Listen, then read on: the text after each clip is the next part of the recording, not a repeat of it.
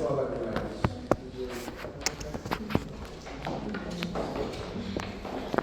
Había puesto, chicos, enganchense nuevamente, son unos minutos más, y aquí se van a, hacer lo que tengan que hacer.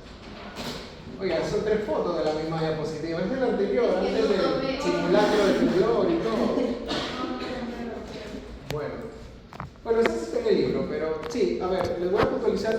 Hay varias patologías que les describen en qué consisten, así que las van a estudiar. En el libro están cortitas. Pensé cambiar esa bibliografía por otra, pero eran como 30 hojas y me imaginé que no iban a querer leerla. Pero como para que tengan una idea general, es lo que me interesaba, ¿no? Darles esa parte que no está en el libro de la hipertensión y esos cambios más chiquitos que solo pensar en algo tan, no sé, tan superficial como decir se subió la presión arterial y nada más. Y bueno, lo que quiero puntualizar es sobre la sensibilidad a la sal. Ya han visto, ¿no? Hay porcentajes variables respecto a la raza, sensibilidad a la sal. 3 vías de activación de la contracción del músculo lisovascular, en una de ellas más vasoconstricción, en otra menos relajación. Y por supuesto, la vía del sodio potasio ATPasa que se puede inhibir a través de un elemento importante que es guabaína endógena. Por ahí, para ampliarlo un poquito, recordar respecto a la guabaína, esta acción sistema nervioso central y después a nivel suprarrenal con también un péptido que se llama marinobupagenina, que es el que termina generando finalmente la inhibición de la bomba de sodio potasio ATPasa. Como pueden ver, tiene acción a nivel cardíaco, renal, vascular, ¿okay? Y como a nivel renal le va a generar esta excreción inadecuada de sodio, a la larga este círculo vicioso que va del lado de la retención de sodio y expansión de volumen, ¿no? Aquí un poquito más respecto a la sensibilidad de la sal. Marinobupagenina y su acción, ¿no? Siempre me gusta a través de la vía del óxido nítrico, óxido nítrico sintasa, óxido nítrico y el GMP cíclico, como pueden ver de un lado a nivel de los vasos con vasorelajación y el otro natriuresis. Ahora, esto de la sensibilidad a la sal, me gusta acotar siempre el tema respecto a la edad, porque si hablamos de sensibilidad a la sal, ¿por qué hablamos de estos porcentajes que están en el libro, de hecho, y por qué no hablamos de pacientes jóvenes, ¿no? Porque joven, insisto, no debe ser hipertenso, y uno podría decir si tiene más sensibilidad y todo, y no. Hablamos que con el envejecimiento también viene la inmunosenescencia, viene envejecer, es que ciertos procesos empiecen a bajar progresivamente, y uno de esos, me gusta mucho esta comparación, es respecto a la ingesta de sal alta en pacientes jóvenes que pueden tener alta sensibilidad a la sal y diferente en los pacientes adultos mayores, ¿no? ¿Por qué? Estos son solo 2 elementos, no son todos, pero es como para que vean lo complejo que puede ser en el tema y no piensen que todo lo que está en el libro es el detalle más chiquito de cada cosa. En los jóvenes puede haber un incremento estímulo de guabaína endógena, marinobupagenina, y entendemos que con eso puede haber o podría haber mayor vasoconstricción. Pero recuerden que nosotros en los pacientes jóvenes podemos encontrar péptidos natriuréticos activos, ¿sí? Funcionales. Entonces, por ahí contrarrestan un poco el tema de la vasoconstricción, y a nivel de la excreción de sodio, como pueden ver, el péptido natriurético mantiene una natriuresis adecuada. ¿Qué pasa en un paciente adulto mayor?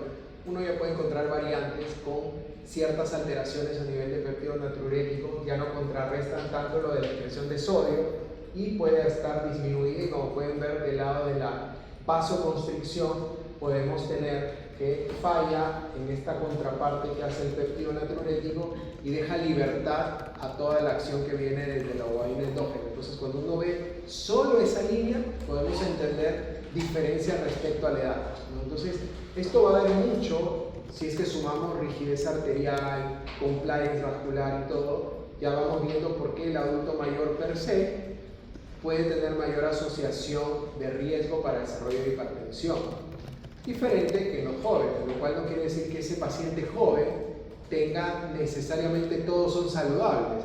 Hablamos de procesos que están, voy a decir casi que de nuevo, ¿okay? Que no han vivido un envejecimiento y por eso tienen todavía capacidad de compensación.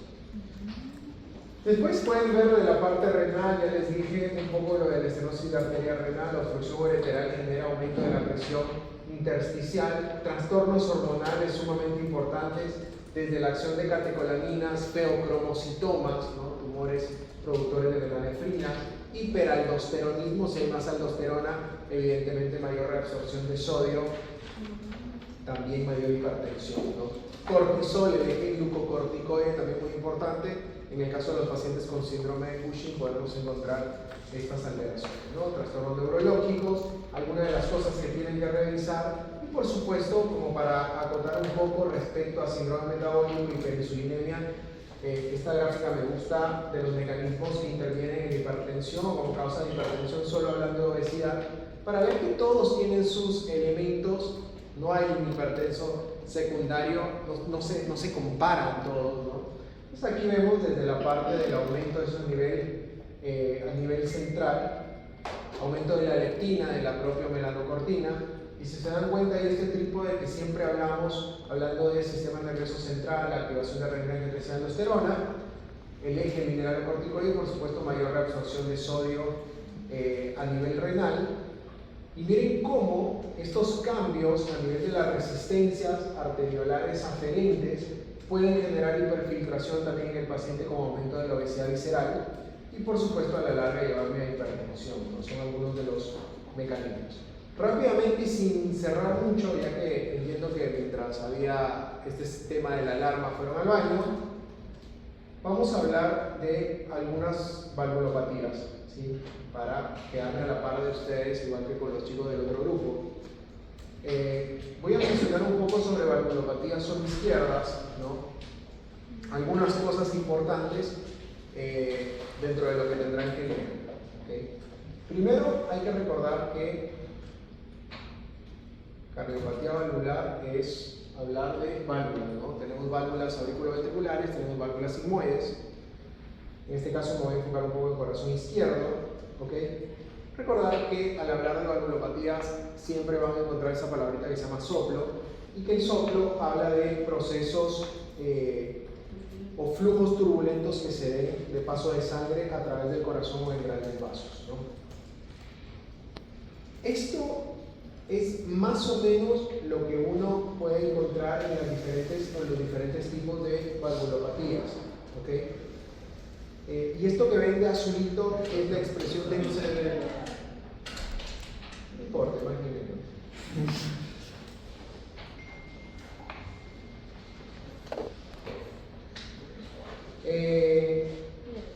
Y esto que ven ahí son las diferencias que puedo tener respecto a la expresión del soplo en las diferentes enfermedades valvulares. Hay una semiología del soplo, es muy difícil ya cuando avanza que sean tan específicos, pero en todo caso sí saber que el soplo tiene una expresión semiológica de cómo definirla o cómo describirla, desde que hay un soplo, primero hay que saber que hay un soplo, después dónde está ubicado, dónde está localizado, qué intensidad tiene, qué radiación tiene, ¿sí? El timbre, el tono que tiene, en fin, qué acompañantes tiene.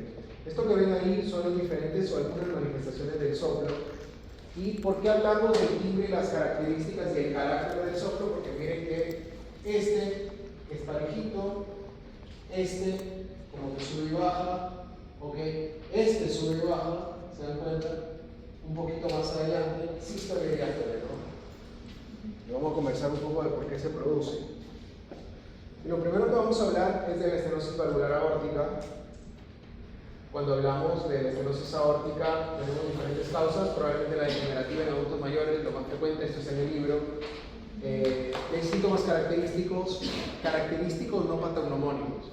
Es decir, el paciente con estenosis aórtica, por ejemplo, severa, depende mucho del grado de afectación, porque después estenosis leve puede tener y no siente nada, pero en una estenosis aórtica severa puede presentar manifestaciones como síncope, insuficiencia cardíaca, dolor precordial. Estos afectan y golpean sobre la esperanza de vida, pasando por angina de pecho, pasando por el síncope, que por ahí puede afectar a 3 años, o la insuficiencia cardíaca a 5 años, ¿no? ¿Qué pasa con la estenosis aórtica?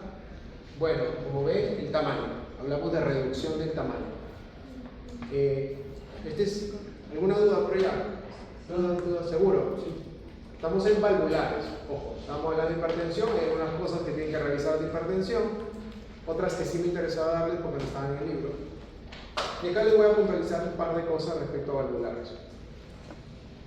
Obstrucción fija del flujo de salida que impone una poscarga grande sobre el ventrículo, evidentemente poscarga, ¿ok? Porque recuerden que la válvula aorta abre para que inyecte hacia la circulación sistémica desde el ventrículo izquierdo, ¿no? Esta ley de Laplace habla de la tensión de la pared, ¿no? Y sabemos que la tensión de la pared es proporcional a la presión transmural y al radio cavitario, ¿ok?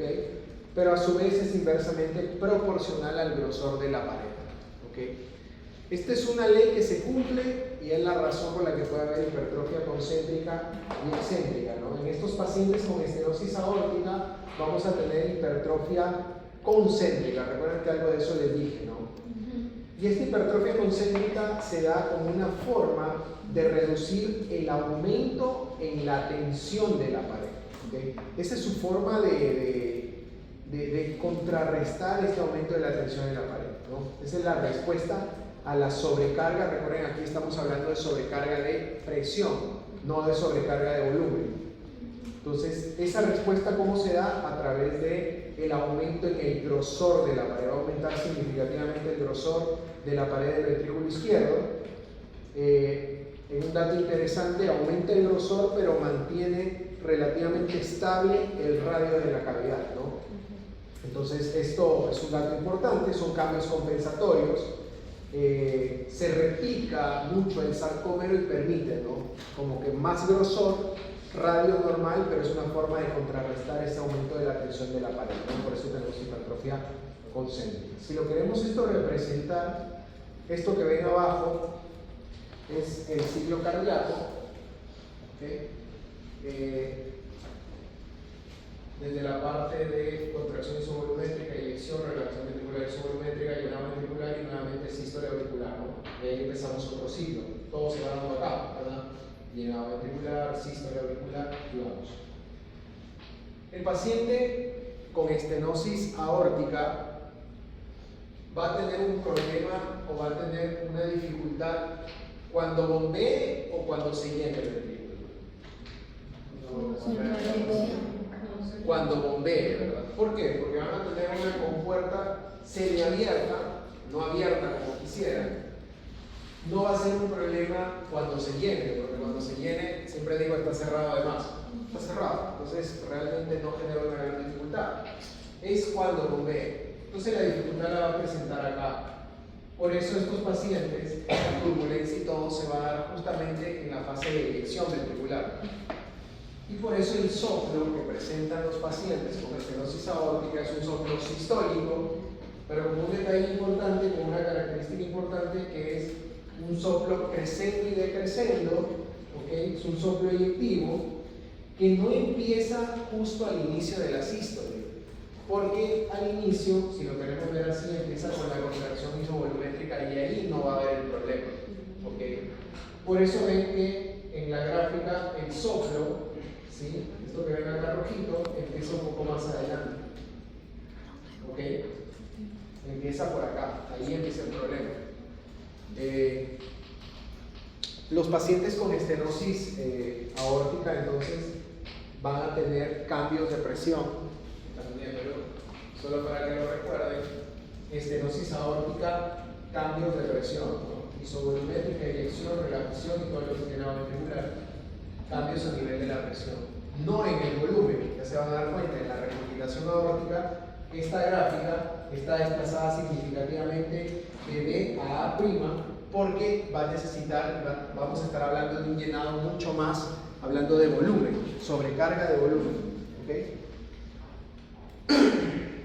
Entonces las manifestaciones, como les dije, desde angina, síncope, insuficiencia cardíaca, se lo pueden revisar. Estas son algunas de las características del examen físico. Primero, lo que les dije del soplo, empecé del final para adelante, para el inicio, porque uno normalmente no vaya a ocultar primero. Pero en todo caso puedo tener alteraciones a nivel del pulso, ¿sí? Tradicionalmente la estenosis aórtica me da un pulso tardus, ¿sí? Y un pulso, ¿quién dijo? ¿Ah? Parus. ¿Y saben qué significa eso? No. Tardus era tardío.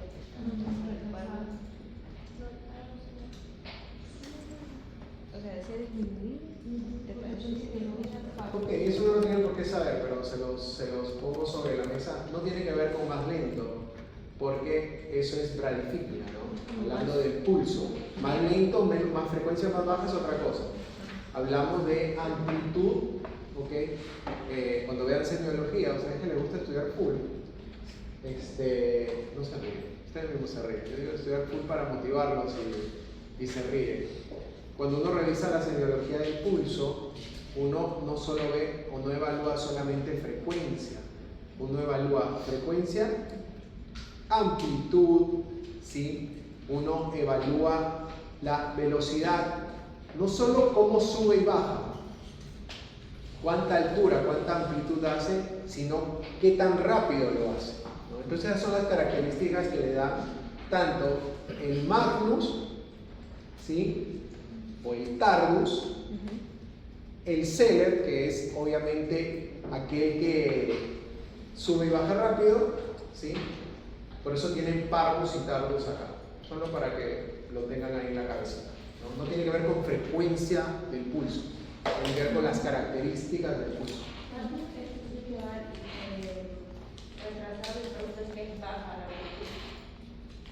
No, a ver, no me quiero meter ahí, pero me van a picar necesariamente. Nosotros en el pulso, en la onda de pulso, ¿sí? Por ejemplo, no es la mejor gráfica, pero podemos tener así.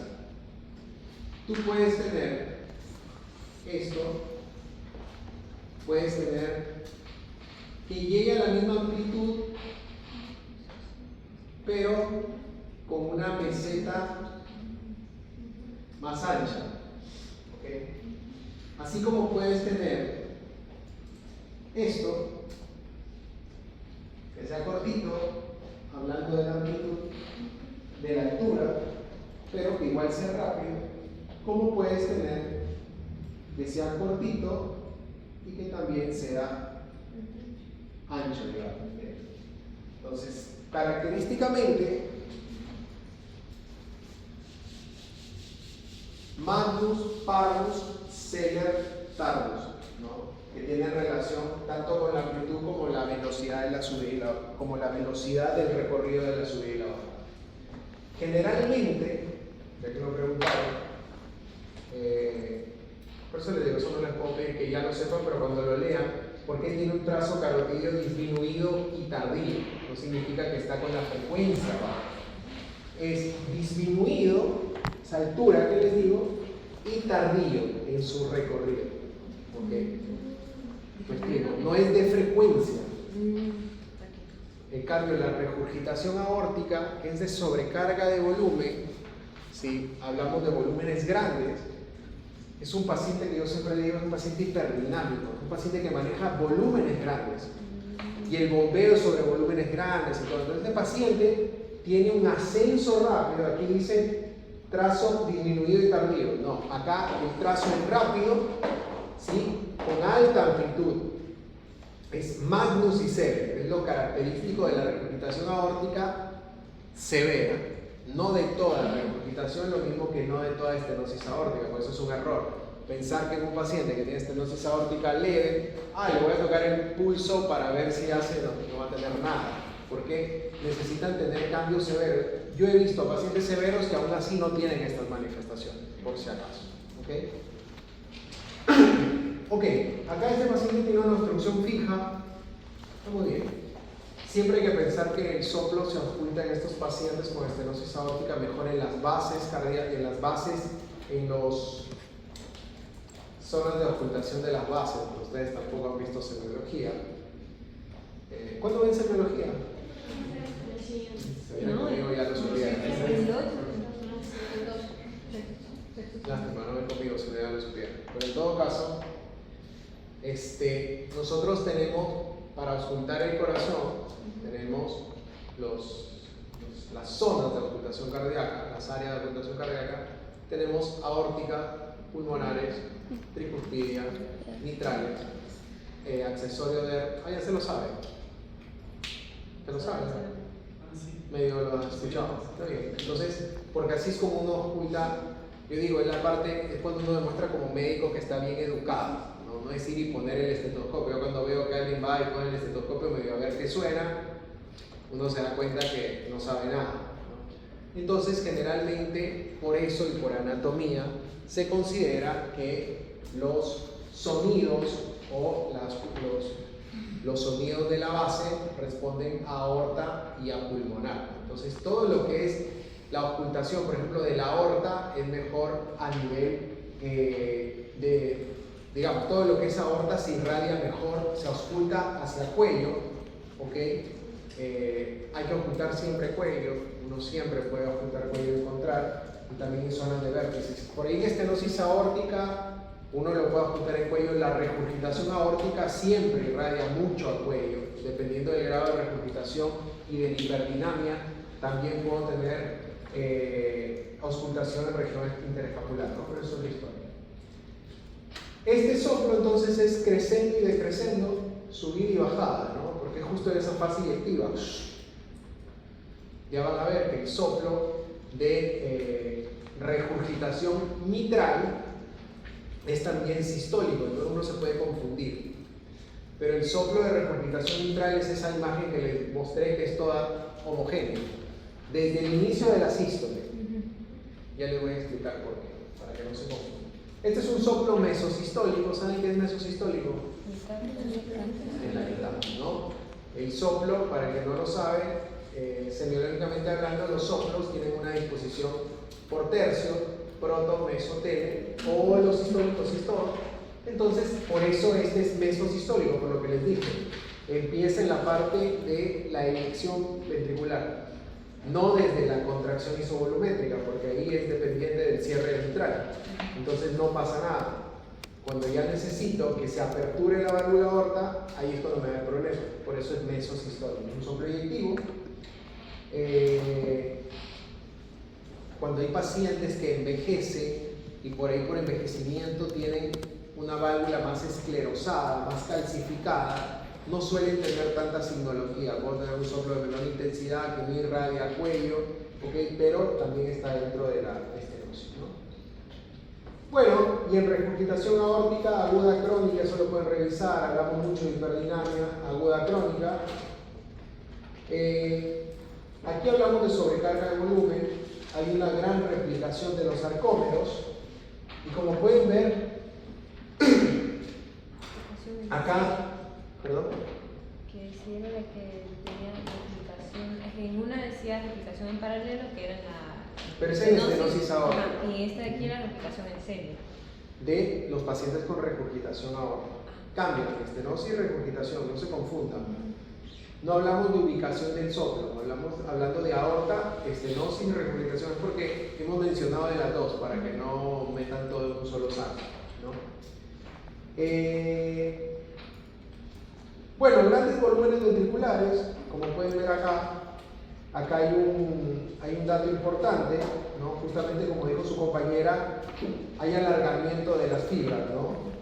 Esta replicación es en serie y es parte de lo que me permite tener esta hipertrofia excéntrica en estos pacientes, ¿no? Los pacientes con sobrecarga de volumen hacen hipertrofia excéntrica. Aquí vamos a encontrar que la presión de la pared permanece relativamente normal, ¿no? Entonces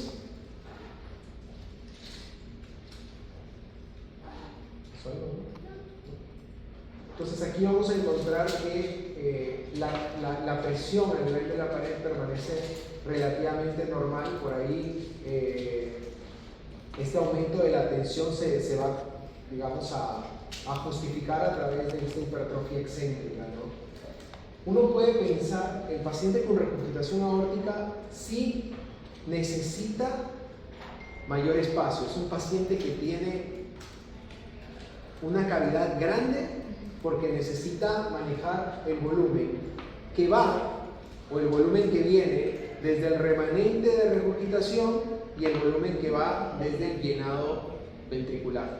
Siempre trabaja con grandes volúmenes, ¿no?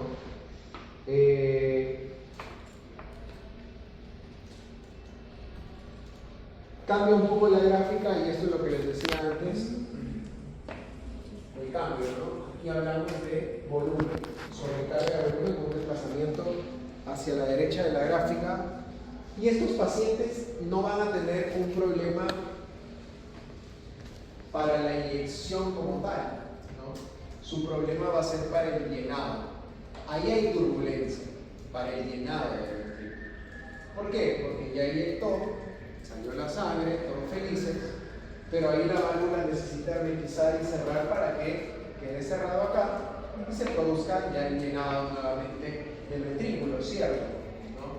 Pero cuando no sucede esto, vamos a tener que, así como fue la sangre, va a dejar una puerta abierta para que llene acá, pero acá también regurgite volumen. Por eso estos pacientes van a tener un soplo en fase diastólica, ¿okay? No sistólico como los pacientes con estenosis aórtica, ¿no? Por eso generalmente se dice, o mnemotécnicamente, que los pacientes con valvulopatías, válvulas sigmoides, porque sucede igual en la pulmonar, tienen en estenosis es un soplo sistólico y en regurgitación o en insuficiencia es un soplo diastólico. Como dicen, la aorta dice. Bueno, eso no lo voy a decir. Bueno, la aorta dice, ¿no? Diástole, insuficiencia, sístole, ¿cómo es? Estenosis sistólica. ¿Ya? Listo. ¿Qué más tenemos? Los pacientes con sobrecarga de volumen tienen, bueno, en realidad la regurgitación aórtica como patología por sobrecarga de volumen tiene agudamente muchas complicaciones, pero crónicamente mucha sinología, ¿no? Pueden hacer edema agudo de pulmón, obviamente toda la sobrecarga de volumen, regurgitante. Y si es crónica, compensación que fracasa. Y es interesante porque este es el paciente que les decía, ¿no? Pulso Magnus y Seller, muy característico, no solo Magnus, como se puede encontrar en estados hiperdinámicos como hipertiroidismo y demás. Magnus y Seller, este pulso característico, el pulso martillo de agua, ¿no? El Corrigan. Y estos pacientes hay que verlos como tienen una hiperdinamia tan marcada que sus signos clínicos tienen que ver con esta hiperdinamia. ¿Cuál? Muset, la danza de la cabeza al ritmo del latido, Quinque, el latido subunguial, ¿ok? Pueden tener Müller, que es a nivel de la úvula, entonces hay mucha hiperdinamia. Va a la otra parte nuevamente de decepción semiológica. Aunque en la literatura se describen los pacientes con regurgitación aórtica severa, no todo paciente con regurgitación le va a encontrar todos esos signos, ¿sí? Hablamos de un paciente severo y con mucha complicación, ¿ok? Pero siempre hay que saber que lo pueden encontrar. Después los signos a nivel del pulso lo pueden encontrar y por supuesto auscultar a un paciente no cuesta nada y pueden encontrar al menos ese soplo de características, como les decía, diastólicas, creciendo realmente, que puede tener mucha irradiación a cuello, no suele irradiar a región axilar, que también hay que considerarlo, ¿ok? Estos no irradian, los soplos de aorta no irradian a región axilar, generalmente a cuello y pueden, dependiendo del caso, irradiar a región interescapular. Otra cosa importante es un soplo que se denomina el soplo de Austin Flynn. ¿Okay? ¿Cuál es el soplo de Austin Flynn? Vi que asientan todos, no lo lean. Ah, bueno, lean. Si no está leyendo, ya es como peor es el estrés de querer mirar ahí. A ver, es un retumbo diastólico que se percibe mejor en la punta y se produce por una vibración de la válvula mitral. Correcto. ¿Y eso en español qué significa? Que dice que debido al retorno que se regresa el chorro de sangre, al regresar como que ese chorro de sangre, esto como que rebota y ese sonido justo al final. Así lo entendí yo. Ok, perfecto. Algo por ahí. Está bien, esa es la idea de explicarlo, pero sí que lo hayan leído porque si no se va a olvidar. Sí, lo que sucede es que por la gran sobrecarga de volumen se considera que puede haber, como bien dijo su compañera, ese chorro de sangre que golpee hacia la válvula mitral. Entonces puede generar un soplo como de una pseudoestenosis mitral, ¿okay? Porque no tiene estenosis, no está enferma la válvula mitral, es la aorta. Pero entonces me puede transmitir ese soplo de estenosis mitral, ¿okay? Con la diferencia que no va a tener un chasquido de apertura como encuentro en la estenosis mitral per se. Entonces esto es muy funcional, como bien dijo su compañera, tiene que ver con la sangre empujando una válvula mitral saludable. Entonces puede transmitirme en ese cierre funcional, pero cierre al fin, una pseudo estenosis mitral. No la tiene, insisto, es pseudo, y se las digo porque es muy funcional. Como que fuerza las compuertas y obviamente hay turbulencia, pero no es porque estén enfermos. ¿Ya? Bueno, acá está sobre la orejuela anterior, así como para tener algo más, ¿no? Pueden tener también los pacientes, obviamente, ritmo de galope, manifestaciones de insuficiencia cardíaca y todo, ¿no? Estenosis mitral, nuevamente el cierre, una estrechez, causas las pueden revisar, todavía se incluyen las calcificaciones, pero cuando hablamos de estenosis mitral, hablamos sobre todo de esta presión venosa pulmonar alta y a nivel de todo el hemicardio derecho, porque sobrecarga de presión, estenosis, quien aguanta la presión de esa válvula es la aurícula izquierda, y esa presión es la que se va a transmitir retrógradamente a todo el lecho venoso pulmonar y por supuesto puede llegar hacia el corazón derecho, a la larga puede afectar como toda insuficiencia cardíaca congestiva, ¿no? Estos pacientes de la estenosis mitral van a tener por ahí, por eso pueden llegar a tener una disminución, una afectación importante a nivel de la funcionalidad del ventrículo derecho en el tiempo, ¿no? Porque todo se transmite y todo llega a afectar. En estos pacientes vamos a encontrar, bueno, una gráfica más o menos característica, pero podemos encontrar algunas manifestaciones. Esto es interesante. Tradicionalmente, la estenosis mitral, semiológicamente hablando, se consideraba una patología, o se considera una patología cianosante, hemoptizante y embolizante, ¿no? Como para recordar esto.